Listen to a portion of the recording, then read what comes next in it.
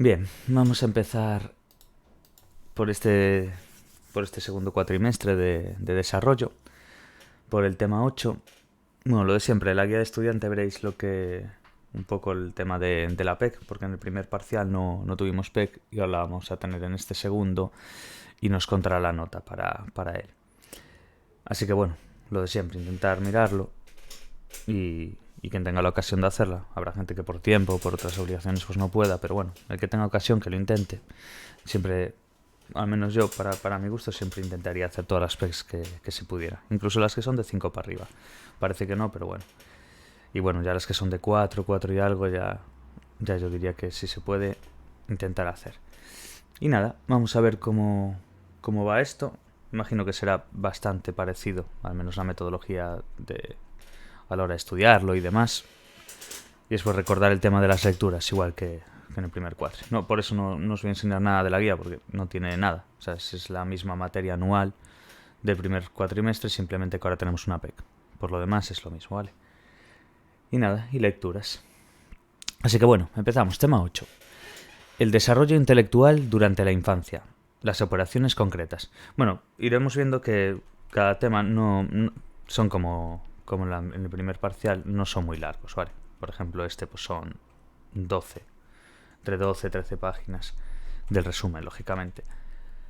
Así que bueno, vamos allá. Introducción. En los primeros años, el niño llega a categorizar las cosas en función de sus semejanzas y diferencias, estableciendo relaciones entre esas categorías construidas. La categorización es una de las principales funciones que se atribuyen a los conceptos y su desarrollo. De Waal nos dice que la principal tarea del niño en su desarrollo cognitivo inicial es organizar el mundo para entenderlo y desenvolverse en él. La inteligencia encontraría unidad dentro de la diversidad y lo que permanece en las continuas transformaciones de las cosas. El niño descubre las constancias y principios generales de la realidad, que son las invariantes cognitivas. ¿Y qué hace eso? Pues ir construyendo pues, los esquemas y procedimientos para la interacción con ella, con dicha realidad. Vale, quedaos bien con el concepto de... Bueno, quedémonos bien con el concepto de invariantes cognitivas, ¿vale? Invariantes cognitivas, Piaget considera que es parte del desarrollo cognitivo descubrir los aspectos que se mantienen en los objetos y las situaciones, pese a sus transformaciones, de ahí el invariante, ¿vale? Entonces, bueno, vamos a ir viendo este tema de operaciones concretas dentro de este desarrollo intelectual en la infancia, ¿vale? Quedaos, yo diría que simplemente pues el tema de categorización e invariante cognitiva es lo importante por ahora. Vale, de Waal decía que es esencial en el desarrollo intelectual la organización del mundo, construyendo una imagen suya y los procedimientos para organizarlo, la inteligencia.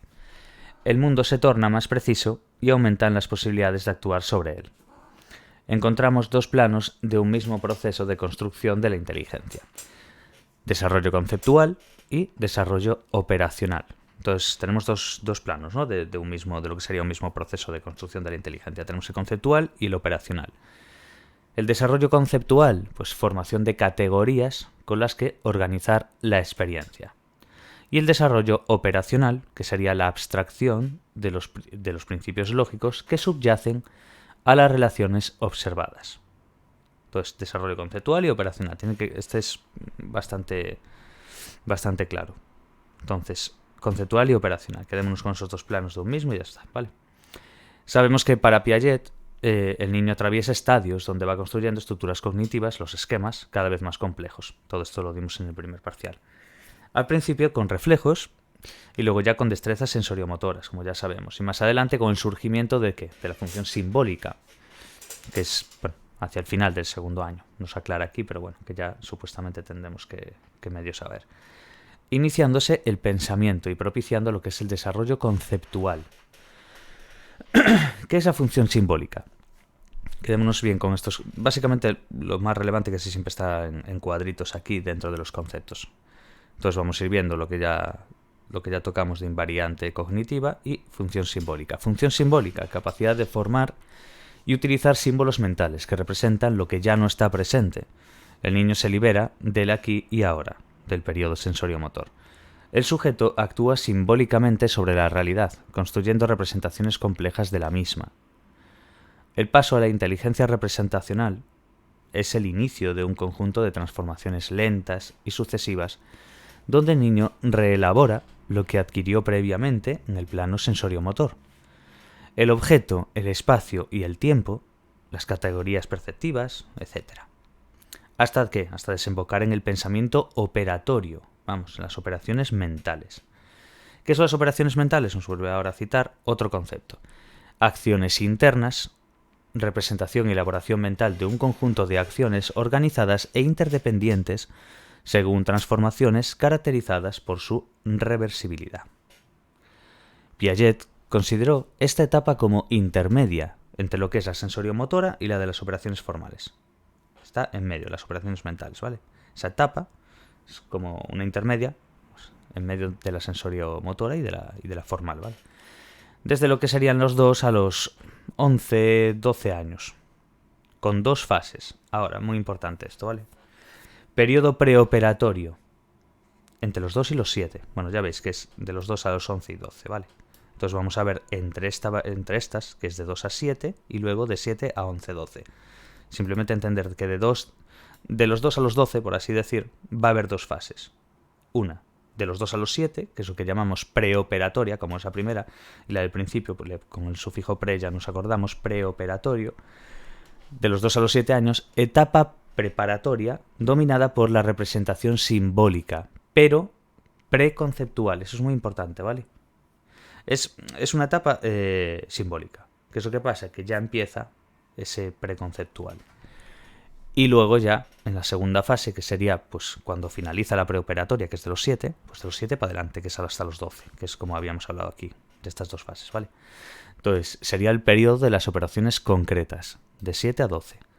Pensamiento conceptual y lógico, aplicado solo a lo concreto.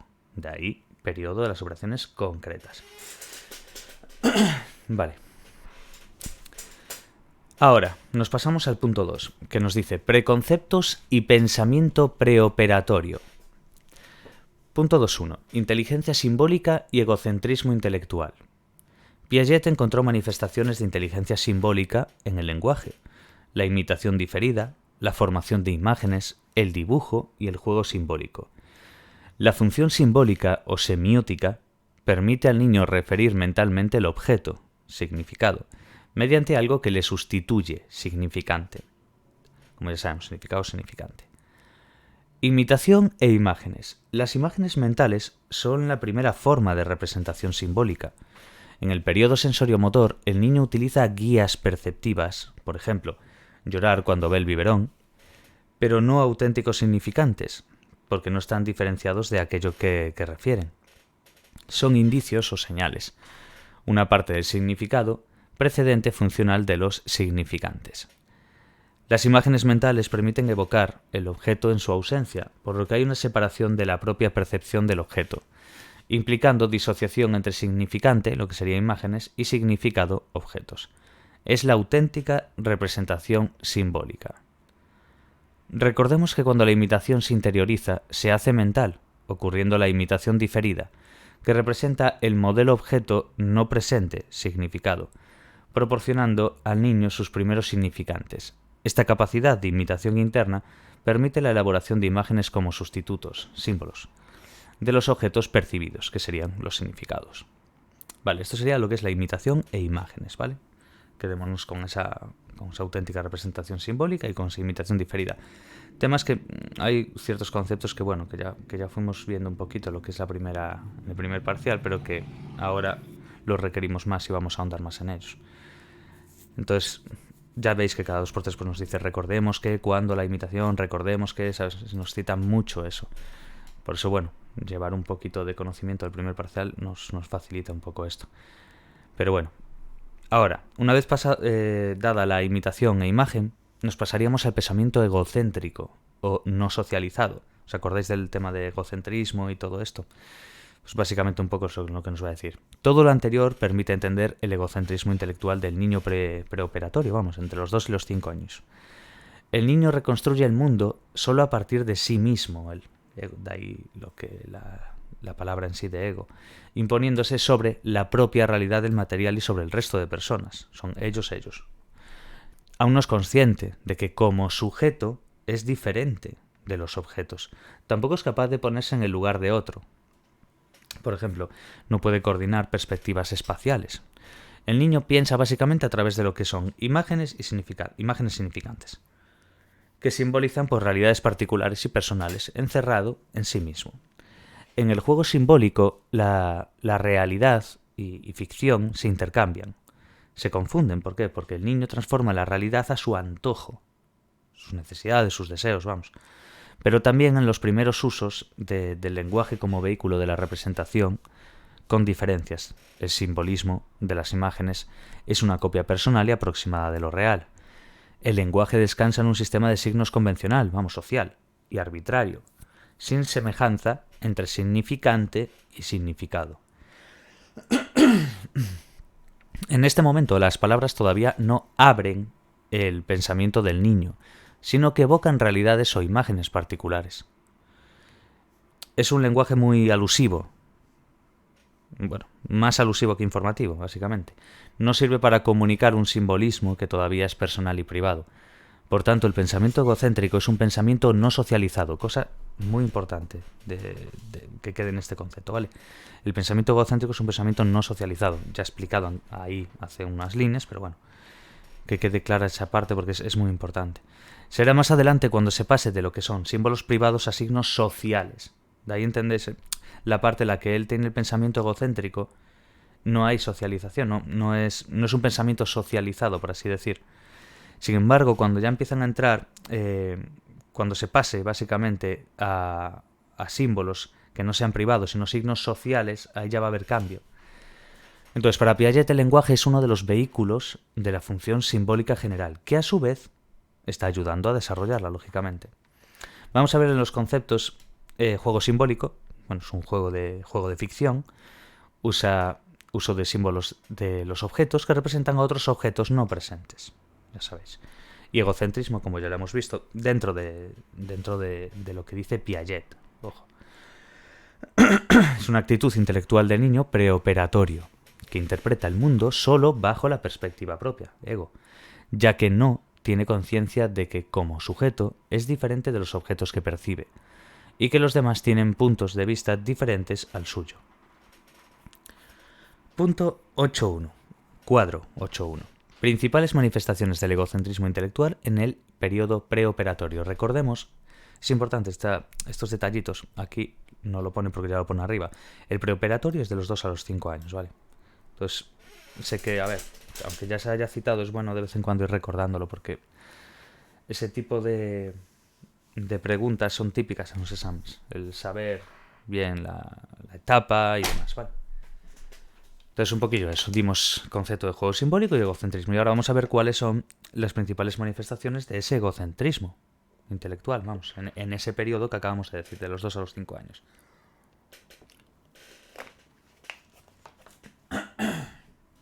Que es lo que se llama el periodo preoperatorio.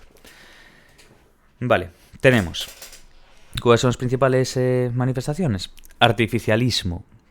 Una tendencia a pasar en las cosas como creadas o construidas por los propios humanos, según un plan prefijado, de manera que muchos fenómenos naturales se suelen atribuir a la mano del hombre. Por ejemplo, un lago lo ha fabricado el hombre echando mucha agua. Eso es un artificialismo. Creo que se entiende bastante bien. En la parte artificial ya sacas un poco, ¿no? Después, realismo. ¿Qué es el realismo? Tendencia a atribuir existencia material y objetiva a fenómenos de carácter psicológico y subjetivo. Por ejemplo, los sueños. El animismo, también imagino que os sonará, es esa tendencia a percibir como viviente, animado, que tiene ánima. Ánima que creo que es alma o algo así. No, eso ya no me quiero meter en camiseta de 11 varas, pero creo que sí, que ánima era como alma. Entonces se refiere, a un ser animado, viviente, para que nos entendamos, que tiene alma. Creo que es eso, que tiene alma. Todo lo que aparenta tener actividad propia, Así se atribuye una vida espontánea a objetos en realidad inertes, que son inanimados. Las nubes se mueven voluntariamente, por ejemplo. Eso sería un ejemplo de animismo. Pero básicamente es atribuirle pues una vida espontánea a un objeto que en realidad es inerte, como puede ser una piedra, vamos, o inanimado, es lo mismo. Finalismo, ¿qué sería el finalismo? Pues una tendencia a creer que las cosas dependen de una causa última, de un finalismo, y un sentido u objetivo predeterminado. Por ejemplo, la noche se ha hecho para que podamos dormir. Tiene una finalidad, depende de una causa última y un sentido de, vamos, un objetivo predeterminado, por así decir. Entonces es eso, ¿vale? Es finalismo. Yo creo que incluso ya con la propia palabra ya nos ayuda. Tú si lees artificialismo, ya ves artificio, artificial, realismo real, animismo, ánima, bueno, lo que dijimos antes de ser animado, viviente, como se le quiera llamar. Y ese finalismo, pues con ese final, ¿no? Con esa tendencia a creer que las cosas pues dependen de una causa última. Vale, ahora vemos aquí unos gatitos. A ver. Miau. A ver, de la lógica preconceptual al pensamiento intuitivo. El pensamiento del niño no se basa en conceptos abstractos y generales como los del adulto, sino en lo que Piaget denominó preconceptos, referentes a la particular experiencia de cada niño. Por ejemplo, cuando el niño dice gato, evoca un gato individual que conoce, no la clase inconcreta de los gatos, para que nos entendamos. Como significantes son símbolos, pero respecto a su significado son preconceptos, porque no refieren una clase general. No sé si se entiende muy bien, pero básicamente es lo que se llama preconcepto. Entonces, se refiere pues a la particular experiencia del niño en sí. El niño dice gato. ¿Qué está evocando cuando dice gato? Un gato individual, uno que conoce, pues uno que tiene en su casa o que tiene un tío de él o lo que sea. Pero no a la clase inconcreta de los gatos en sí, ¿entendemos? Pues eso es básicamente un poco lo que Piaget denominó preconcepto, ¿vale? Básicamente es la experiencia particular del niño en sí, ¿vale? Bueno, de cada niño. Vale. Razonamiento prelógico. El niño no ha adquirido todavía una lógica de clases generales. No es capaz de comparar el todo con la parte. Clase y subclase. Por ejemplo, decir flor y vegetal. En plan, flor y vegetal al mismo tiempo. No sé, el todo y la parte, para entendernos. Igualmente estará condicionada la lógica de las relaciones, porque no comprende la transitividad de ciertas propiedades de carácter cuantitativo. Tamaño, altura. No sería capaz de deducir que si A más, bueno, nos lo pone con el símbolo de mayor que, A mayor que B, puede ser también asociación, pero bueno, vamos a interpretarlo así, y B mayor que C, entonces A mayor que C. Sería incapaz de ordenar de mayor a menor un grupo de varillas. Según Piaget, el razonamiento a esta edad se basa en asociaciones transductivas. Muy importante esto, ¿vale? El razonamiento que se tiene a esa edad, bueno, dentro de este razonamiento prelógico, quiero decir, se basa pues en asociaciones, que es lo que llama transductivas, basadas en ¿qué? En analogías inmediatas. Caracterizadas ¿por qué? Por el sincretismo y la mera justaposición de contenidos. El niño simplemente vincula aspectos perceptivos sobresalientes concluyéndolos con otros aspectos asociados o consecutivos que le estén llamando la atención.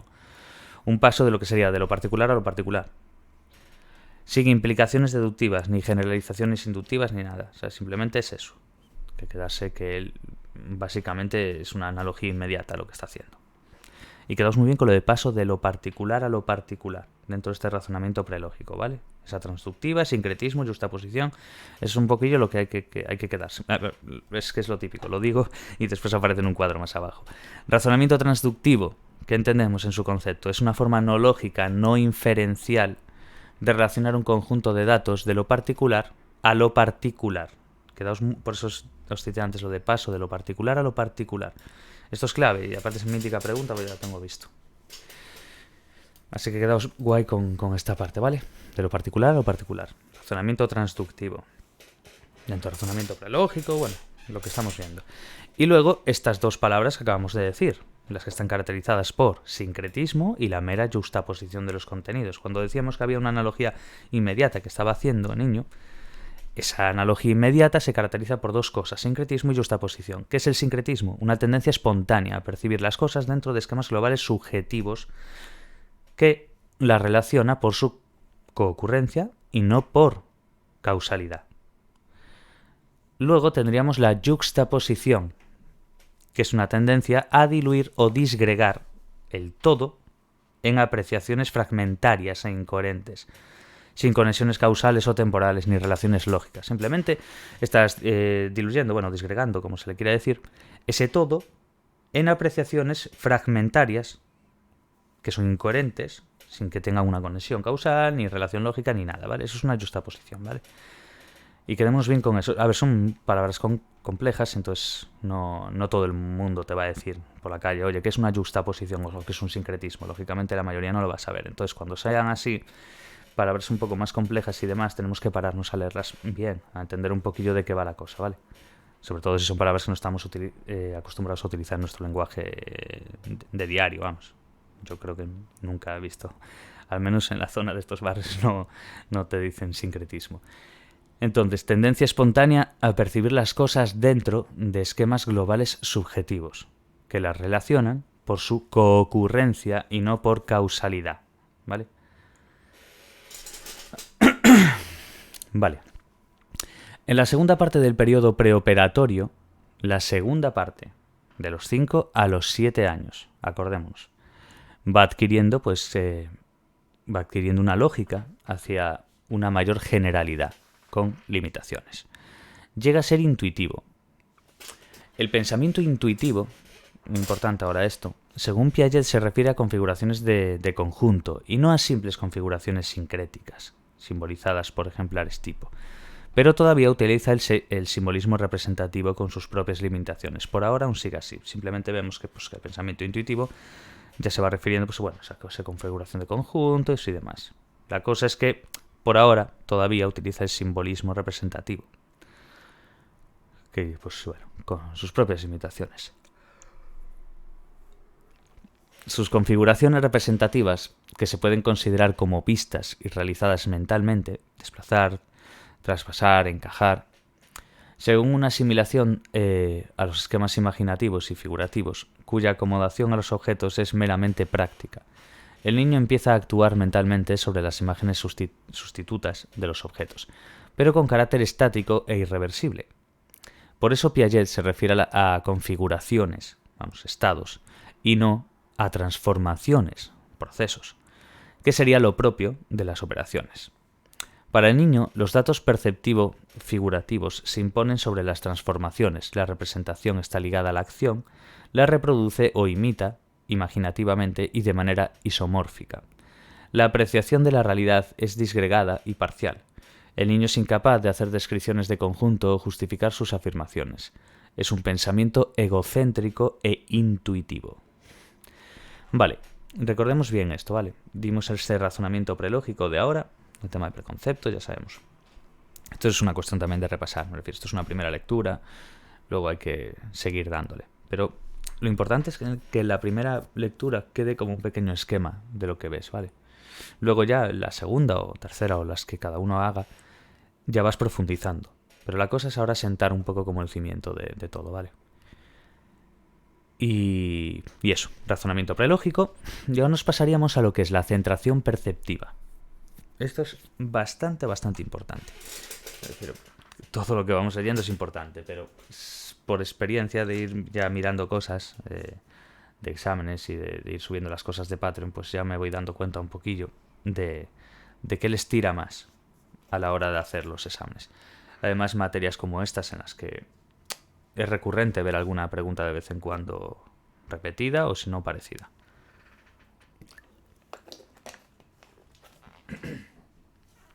Vale, centración perceptiva. El niño tiende a centrarse en un solo aspecto de la situación. Por lo general, el más sobresaliente desde su percepción, lo que limita sus actuaciones. La centración perceptiva explica el tipo de ejecución que el niño muestra en tareas de clasificación. Vemos aquí en la tabla 8.1 las etapas generales en el desarrollo de la clasificación infantil según la perspectiva piagetiana.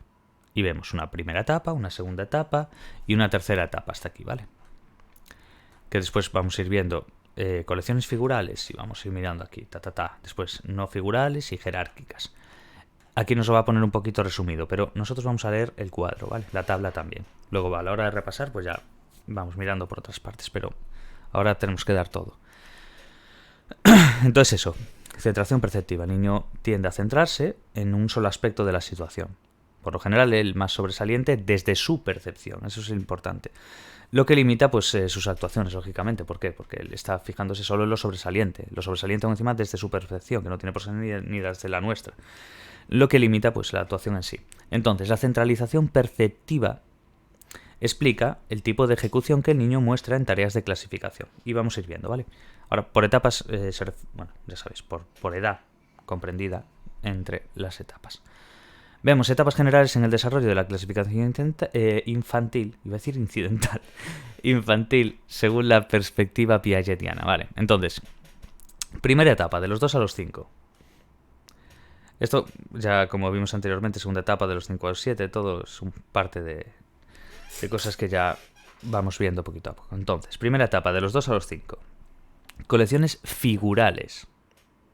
Quedaos bien con eso porque la siguiente es no figural, simplemente, no tiene más historia. Entonces, colecciones figurales. En un primer momento, el niño tiende a organizar los objetos considerando solo su configuración perceptiva y las relaciones temáticas que guardan entre sí agrupaciones temáticas. Cuando se le presentan figuras geométricas, como podemos apreciar aquí, construye diseños figurativos y a partir de materiales más significativos, dibujos, juguetes, etc., reproducirá escenas conocidas o familiares. Cuchara, taza, bebé, cuna. Ocasionalmente alineará los elementos según alguna semejanza, pero lo hará con criterios arbitrarios y cambiantes. Por ejemplo, pone juntos un triángulo rojo y un cuadrado rojo, pero luego pasa del color a la forma y coloca el triángulo amarillo al lado del triángulo rojo. Para entendernos un poquillo, coge y dice, vale, los voy a hacer por color, por así decir. Y luego dice, voy a pasar del color a la forma. Y ya coloca directamente el triángulo amarillo al lado del triángulo rojo. Ahí ya no está haciendo una asociación a color, sino a forma. Triángulo, triángulo. Sin embargo, antes lo estaba haciendo por el color. Triángulo rojo, cuadrado rojo. No atiende a la forma ahí, pero sí atiende al color. Y conforme pasa del color, cambia la forma. Un poco así para... Creo que se entiende guay. Eso serían colecciones figurales. Que eso es primera etapa, de los 2 a los 5. ¿Qué es lo que pasa? Que después pasamos a la etapa 2. A la segunda etapa, vamos. De los 5 a los 7. Cuando veáis que acaba aquí, simplemente le sumáis 2. Ya está. De 2 a 5 es lo que hay que acordarse. Y luego dices, vale, cojo el último número, ese 5, lo pongo para adelante y le sumo 2. De 5 a 7. Esa es la segunda etapa.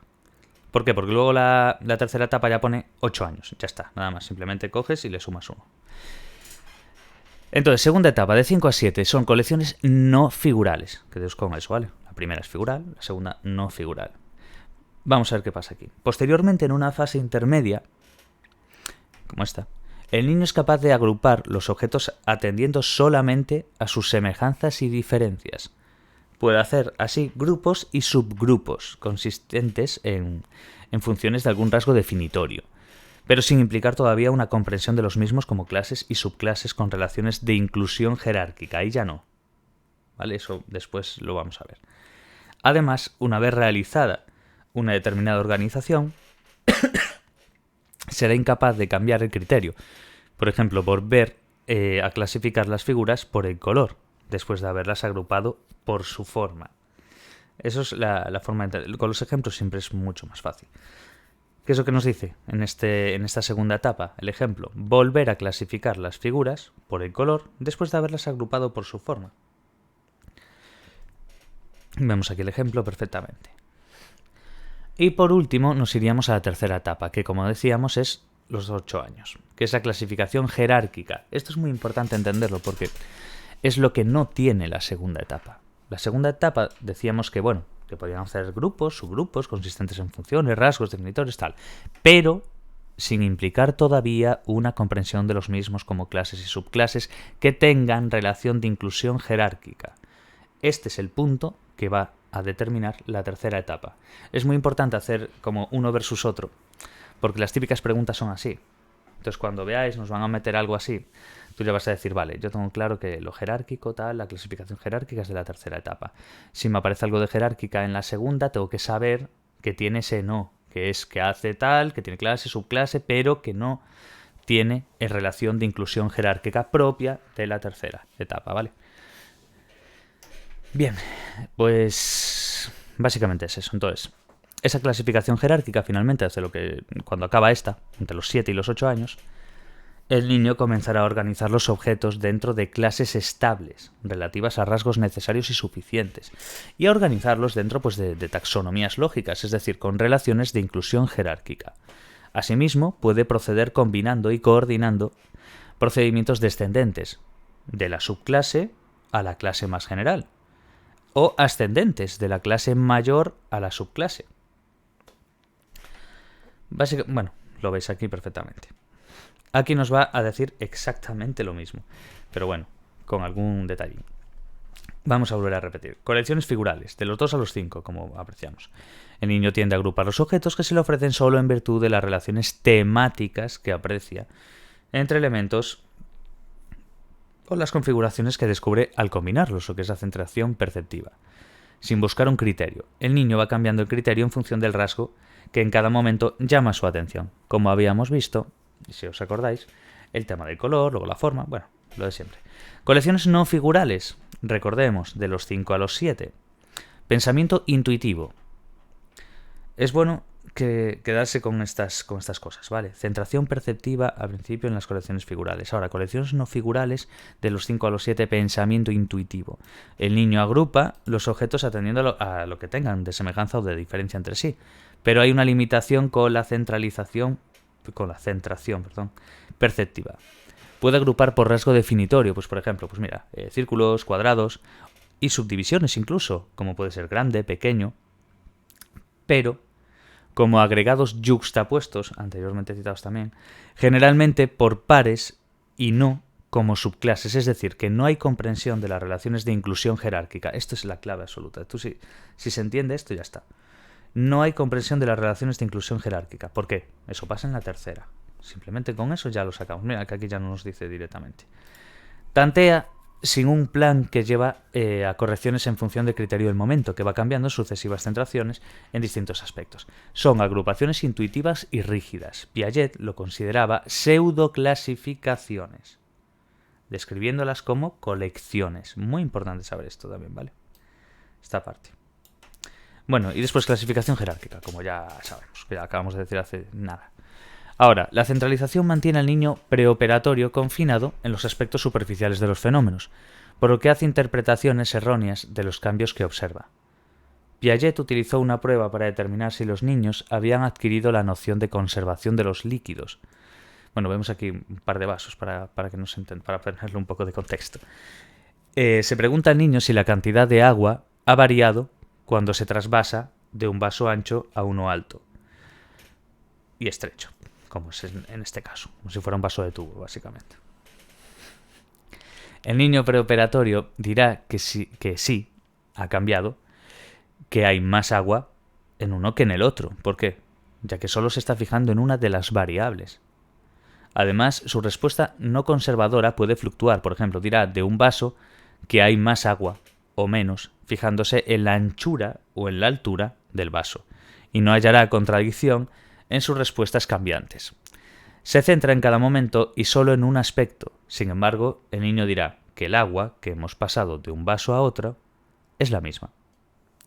Bueno, básicamente un poquillo es la típica prueba de conservación de líquidos que utilizó Piaget. Vale. Vamos a ver si acabamos este punto, por lo menos el 2, que es... La verdad que creo que se va entendiendo bien. Hay detallitos, pero bueno. Aquí tenemos una tabla, la 8.2, que nos dice principales características del pensamiento preoperatorio. Un poco todo. Los logros y las limitaciones. Logros respecto al periodo sensorio-motor, ¿qué tenemos?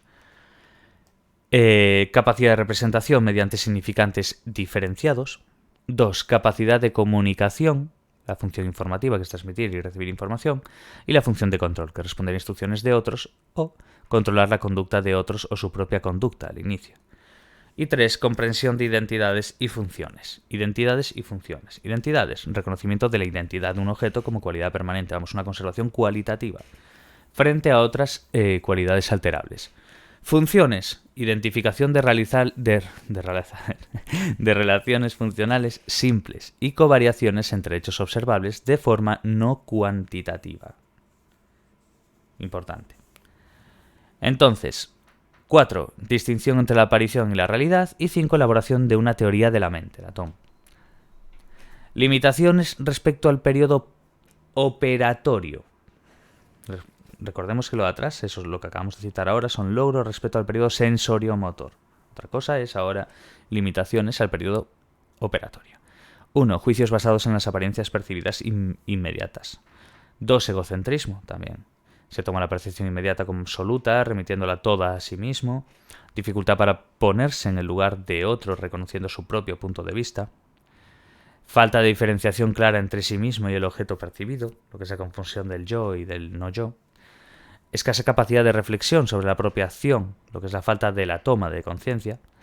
3. Centralización, tendencia a centrarse en un solo rasgo, como ya acabamos de ver, y que vimos incluso en el vaso y demás.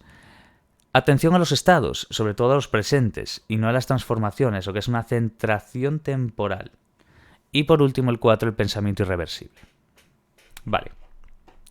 Aunque para el niño se impongan los datos perceptivos inmediatos sobre las transformaciones y no capte los procesos de conjunto en su unidad, sino de modo fragmentado e inconexo, se han producido avances porque se ha construido la identidad de los objetos. Es decir, tiene noción de que las cosas siguen siendo las mismas aunque sufran cambios en algún aspecto. El niño reconoce que el agua es la misma como sustancia, aunque no sea la misma en cantidad, como en el vaso, ¿vale? Entonces ellos reconocen que es esa misma sustancia. Ellos realmente, ese conjunto, su unidad, vamos, para así entenderlo, es que ha llegado a construir la identidad del objeto. Sabe que es la misma cosa, independientemente de que haya cambios con ella. Entonces el niño, en el caso del ejemplo del agua, reconoce el agua como la misma sustancia, aunque no tenga la misma cantidad. Pero sigue sabiendo que es agua. Esa es la clave. Esa identidad del objeto. Se ha construido eso. Vale, pues lo dejamos por aquí. En el punto 3, pensamiento conceptual y operaciones concretas. Nos vemos en el próximo vídeo y poco más. Hasta la próxima. Chao, chao.